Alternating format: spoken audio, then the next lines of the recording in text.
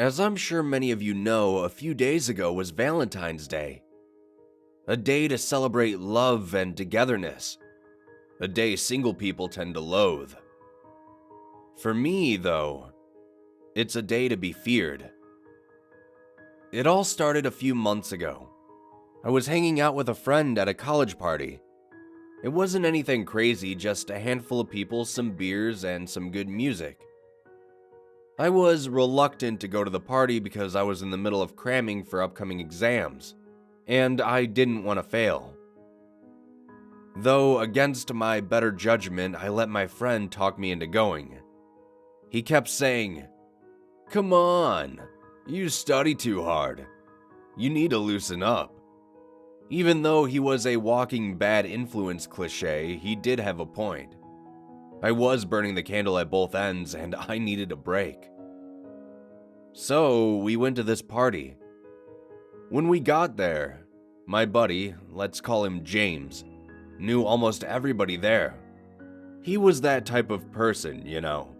The type who knows everyone and is generally liked among most people. I, on the other hand, didn't know a single person at this party. While James mingled with people, I leaned against a wall and sipped my beer quietly. I always hated when friends did that. They bring you somewhere and end up talking to others while you get left to your own devices. I was about to call it quits after only 15 minutes of being there when I heard a voice next to me. "Lame party, huh?" The statement caught me off guard and I almost sprayed my beer everywhere. I looked over and standing right next to me was a girl.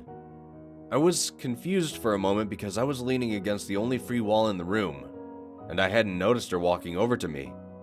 It was like she materialized out of thin air. After a moment trying to regain my composure, I noticed she was still waiting on a response to her previous question.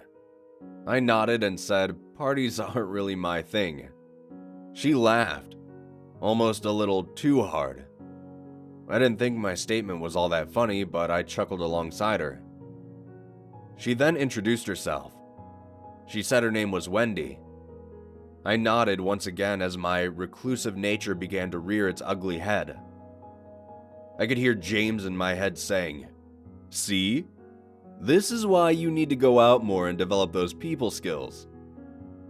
I shook the annoying voice from my mind and introduced myself. I then asked what brought her to a party like this. She began her story, and during this, I started to notice how cute she really was. She had short brown hair cut into a bob. Her eyes were pale blue. Light freckles dotted her face, and every time she stopped to think about what to say next, she'd smile brightly. I sipped my beer and nodded while she spoke. A few minutes later, she pulled out a slip of paper and a pen from her pocket and scribbled something down on it. She told me she had to leave, but to give her a call to go get coffee sometime. I was shocked as she handed me the paper and walked away. It's not every day a cute girl gives you her number. Shortly after she left, James came running over to me. He told me that I shouldn't be sulking against a wall and to go chat with some people. I just returned a childish smirk and held up the number I got. He snatched the piece of paper out of my hands like lightning and scanned the number methodically. After a few seconds, a Cheshire grin grew across his face and he patted me on the back. "I knew you had it in you," he shouted at me. "So, what's her name?" he said coyly. I told him it was Wendy. His grin faded almost instantly. He then rested an arm on my shoulder and shook his head. "Sorry, man," he said. "Wendy is no bueno." I asked him what he meant by that, and he just looked at me and said, "Wendy's crazy." I shoved him and told him that he was just jealous that a cute girl liked me and not him. James just nodded before replying. "Sure, whatever, man. Just be careful around her, okay?" So a month passed, and I had hung out with Wendy a few times. We grabbed some coffee, caught a movie, and even had an actual date. I did start to notice something, however.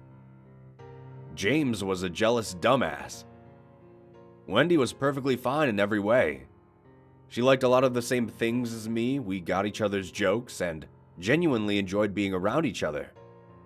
Things were going surprisingly well for that first month.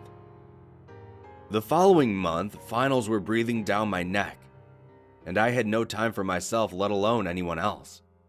I told Wendy this, and she said she completely understood. But around a week before finals, I started to get strange texts from her. A lot of texts from her. The first 10 were very supportive and encouraging. The next 20 were a little less supportive and more on the clingy side. A lot of I miss yous and asking me to stop studying to see her. The next 30 were very passive-aggressive. Things like, "Fine, if you don't want to see me, I get it." Or, "I knew I wasn't good enough for you." Stuff like that. This raised many red flags. Not to mention, I had just received around 60 texts from her over the course of a week. I think I was beginning to understand why James had said the things that he did. After finals were done with, I met up with Wendy and told her that things weren't working out between us. She just returned a laugh and did something I didn't quite expect. She agreed with me. She said that we probably weren't very good together. I was actually happy to hear that. I wished her all the best and I left. About a week passed since our talk and I hadn't heard anything from her. I thought that it was truly over and I could continue with my life. Then, one night, I was awoken to the sound of someone banging on my front door.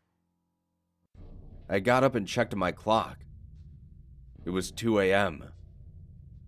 I lazily got out of bed and walked over to the door and opened it. Nobody was there. At first, I didn't put two and two together.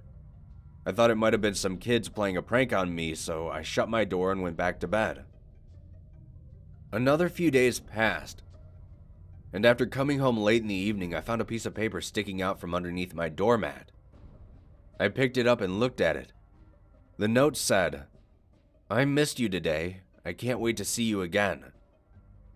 Immediately, I knew who the note was from, and I started to feel a bit concerned. I looked around to see if anyone was nearby, but my entire street was empty. I went inside, locked my door, checked my windows, and went to bed. The next morning, as my alarm sounded, I rolled over to turn it off, and I felt something on my nightstand. It was another piece of paper. This made my eyes shoot open as I grabbed the paper and read it. "You are cute when you're asleep." I felt a chill run down my spine as I realized that she had been in my house while I slept. This was the final straw. I called the police a few hours later after I had searched my entire house and got dressed. I explained to the officer that I had just split up with a girl and that she had broken into my house somehow. He told me that there was little he could do, unless I got a restraining order against her. He said if I caught her in the act, then I could call them and they would handle it. But without proof, there wasn't much he could do. Throughout the rest of the month, I hardly slept. I was always worried that I would wake up to find her standing over me with a knife or something. That brings us to Valentine's Day. A week and a half prior, I hadn't received a single note or hint of her at all.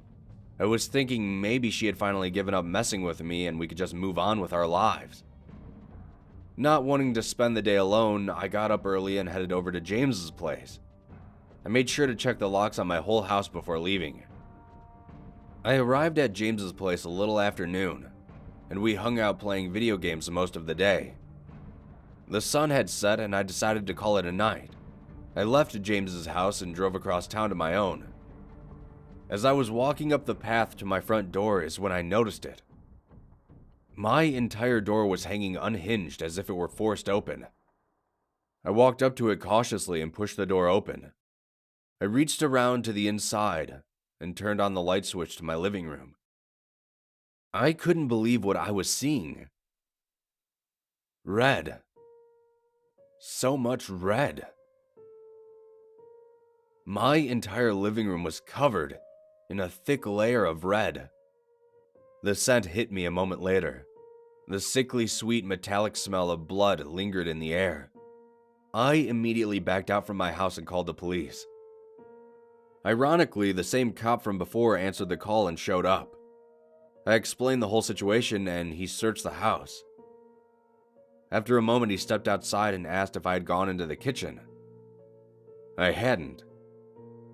He said that he was going to take a sample of blood, but he was pretty sure he knew where it came from. Confused, I walked inside and saw it. My kitchen table was decorated with flowers and candles, with a table setting for two. One chair was completely empty, while the other had a large pig carcass taped to it. There was a picture of my face taped over the pigs. I spent that night cleaning bloody hearts and dripping I love yous from my walls, and disposing of the oozing pig carcass. The officer told me that they would bring her in for questioning, but after 2 days they told me they were unable to locate her, but that they'd keep searching. Today I found another note taped to my front door. The note said, "Thank you for the Valentine's dinner. You're so sweet. I can't wait to do it again." I don't know where Wendy is, or why she is even doing this, but I'm starting to get worried that next year will be much, much worse.